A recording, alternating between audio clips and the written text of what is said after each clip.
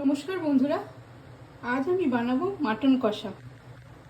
তার জন্য নিয়ে নিয়েছি 1 কিলো মাটন, পেঁয়াজ কুচিয়ে নিয়েছি, আদা বাটা বাটা, পেঁয়াজ বাটা, টমেটো বাটা, ফোড়নের জন্য তেজপাতা, শুকনো লঙ্কা, এলাচ, দারচিনি, লবঙ্গ আর অল্প একটু জয়িত্রী। মশলা নিয়ে নিয়েছি হলুদ, নুন, ধনে গুঁড়ো, জিরে গুঁড়ো, কাশ্মীরি লঙ্কার গুঁড়ো, লঙ্কার গুঁড়ো, ঘি আর নিয়ে নিয়েছি চিনি। মাটনটাকে ম্যারিনেট করব আমি। প্রথমে দিয়ে দেবো আদা বাটা, রসুন বাটা, পেঁয়াজ বাটা, ধনে গুঁড়ো, জিরে গুঁড়ো, লঙ্কার গুঁড়ো, কাশ্মীরি লঙ্কার গুঁড়ো,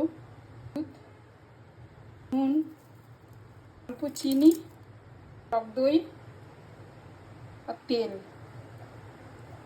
এটা ভালো করে মাখিয়ে নেব।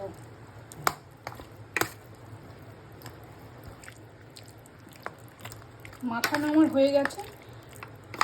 এই ম্যারিনেট করা মাংসটা আমি 1 ঘন্টা ঢাকা দিয়ে রেখে দেব। 1 ঘন্টা আমার ম্যারিনেট করা হয়ে গেছে।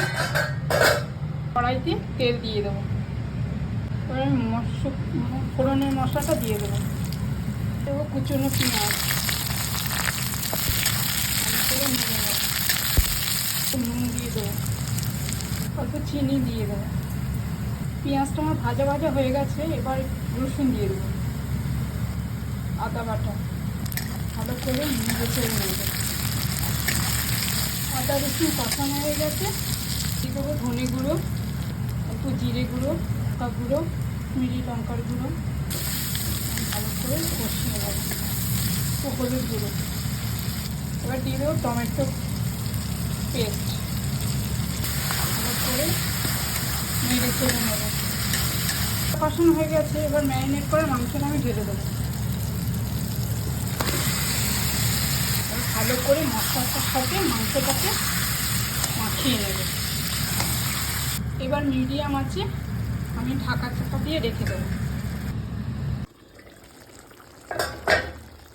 এবার একটু নেড়ে নেব।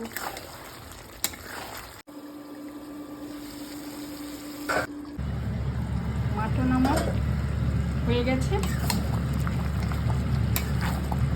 এবার গরম মশলা দিয়ে দেবো। মশলা দিয়ে দিচ্ছি,